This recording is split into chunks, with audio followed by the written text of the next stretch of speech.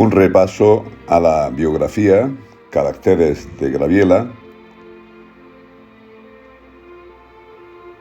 que usó el seudónimo Graviela Mistral, pero su nombre real, civil, era Lucila Godoy Alcayaga. Nació en Vicuña, en Chile, en el 1889 y moriría en Nueva York en el 1957. Poetisa y educadora chilena, tras el declive del modernismo, parte de la lírica hispanoamericana de los años de entreguerras siguió los pasos de las vanguardias europeas. Citando solamente ejemplos chilenos, este sería el caso de Vicente Huidobro, fundador del creacionismo, o de Pablo Neruda, deudor del surrealismo en Residencia en la Tierra. Otros poetas, en cambio, optaron por alejarse del modernismo, orientándose hacia una poesía más sencilla y humana. Graviela Mistral es la figura capital de esta última tendencia. Tras unos inicios aún marcados por el modernismo, desarrolló una expresividad propia basada en un estilo elemental de imágenes intensas, con el que desnudó su intimidad dolorida y un corazón rebosante de amor, volcado tras el amor trágico de desolación sobre los niños, los desvalidos o su propia tierra, en tonos hondamente religiosos. Su vida se movió sin pausas entre la literatura, la docencia y la carrera diplomática, actividad esta última por la que realizó numerosos viajes y pasó diversas temporadas en ciudades europeas, norteamericanas y latinoamericanas, en las que publicó la mayoría de sus obras.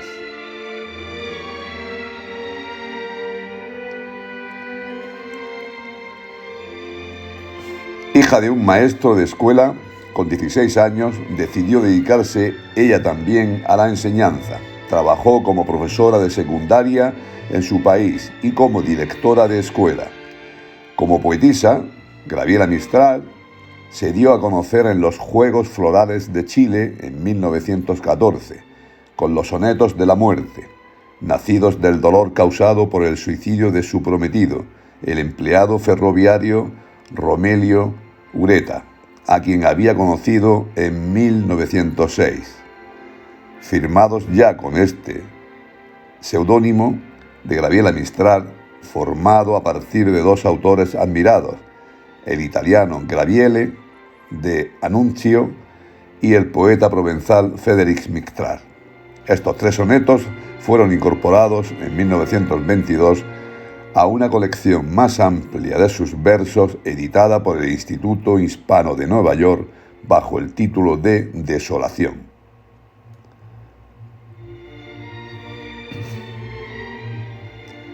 Ese mismo año dejó Chile para trasladarse a México, a petición del gobierno de este país, con el fin de que colaborara en la reforma de la educación iniciada por José Vasconcelos.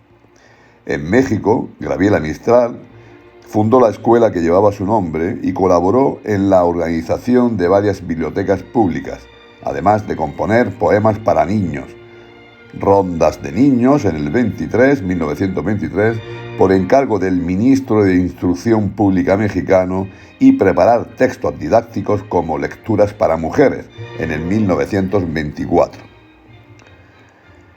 Terminada su estancia en México, viajó a Europa y a Estados Unidos y en 1926 fue nombrada secretaria del Instituto de Cooperación Intelectual de la Sociedad de Naciones. Paralelamente fue redactora de una revista de Bogotá, El Tiempo.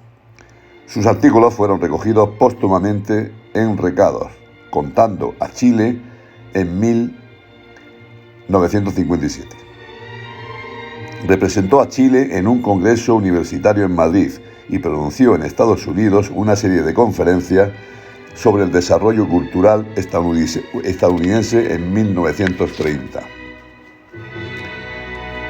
En 1945, Gabriela Mistral recibió el Premio Nobel de Literatura. Fue la primera concesión a una escritora de lengua española. Y en 1951, el Premio Nacional de Literatura de Chile. Siguió su carrera diplomática y con ella sus numerosos viajes hasta su fallecimiento en Nueva York, en 1957. Por deseo de la propia Mistral, sus restos fueron trasladados a Chile y fue enterrada en Monte Grande. Dejaba tras de sí algunas obras inéditas para su publicación póstuma.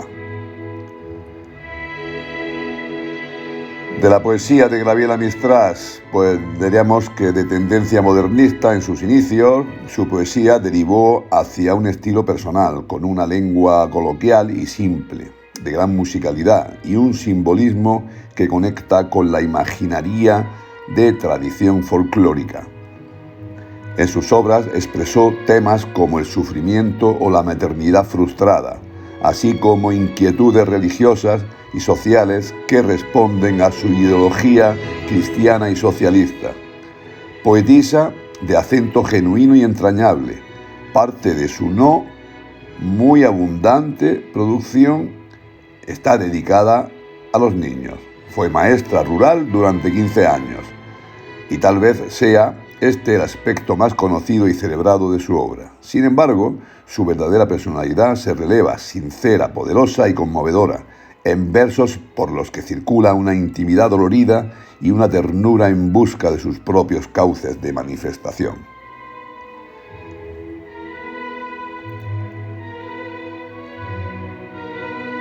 La obra de Gabriela Mistral pasó por distintas etapas. En un primer momento, con la publicación de Desolación, en México, en 1922. Existe una fuerte predominio del sentimiento sobre el pensamiento, a la vez que una cercanía muy estrecha con lo religioso. Los temas que aparecen en este libro, bajo una profunda reivindicación del retorno a valores de una trascendente espiritualidad, giran en torno a la frustración amorosa, al dolor por la pérdida, la muerte, la infidelidad, la maternidad y el amor filial, todo ello envuelto en la reflexión adulta de la poetisa, que vivió el suicidio de su amado como una pérdida irreparable.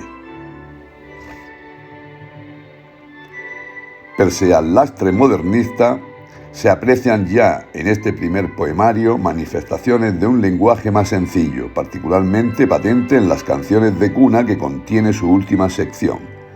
También en México publicó Lecturas para Mujeres en 1923, una selección de prosas y versos de diversos autores destinada al uso escolar, a la que incorporó textos propios, algunos ya incluidos en Desolación.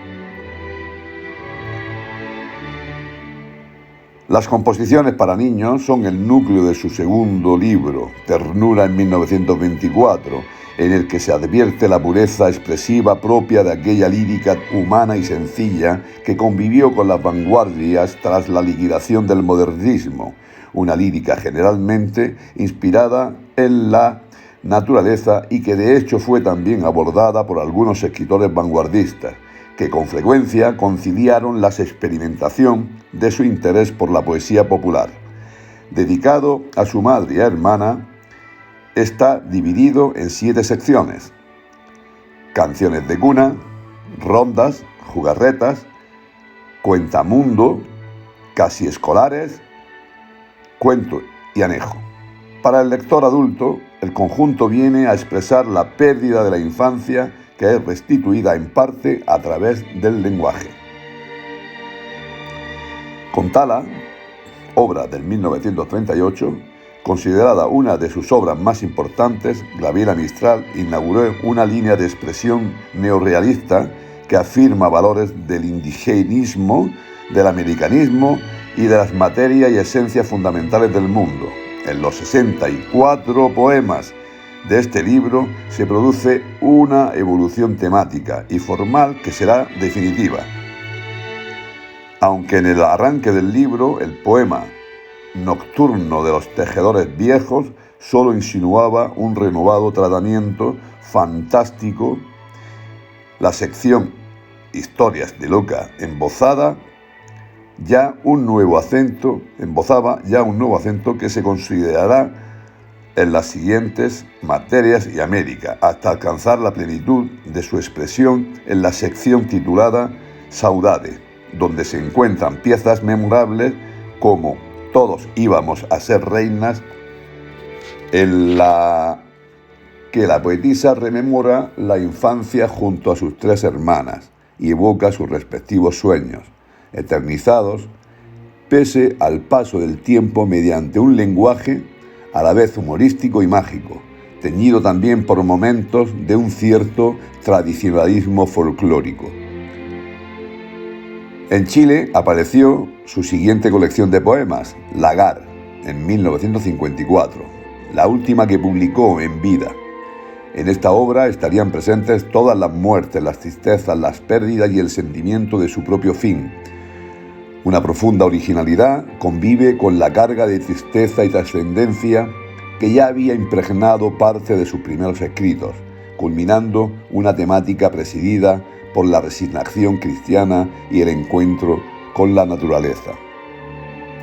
Póstumamente aparecieron el poemario Poemas de Chile, en 1967, un recorrido por la geografía, la naturaleza y las gentes de su país, y la primera edición de sus poesías completas, en 1970, así como diversas antologías de sus versos y recopilaciones de sus cartas y textos, Motivos de San Francisco en el 65, serie de poemas en prosa dedicado al admirado San Francisco de Asís, y Cartas de amor de Gabriela Mistral, en 1978. Atenta a los problemas de su tiempo en el género de los recados, un tipo muy personal y elaborado de artículo periodístico recogido en Recados, contando a Chile en 1957. Mistral analizó múltiples temas, como la condición de la mujer en América Latina, la valoración del indigenismo, la educación de los pueblos americanos, la necesidad de elevar la dignidad y la condición social de los niños en el continente, la religiosidad, el judaísmo y la maternidad. Sus ensayos educacionales fueron reunidos en el libro Magisterio y Niño, en el 1982.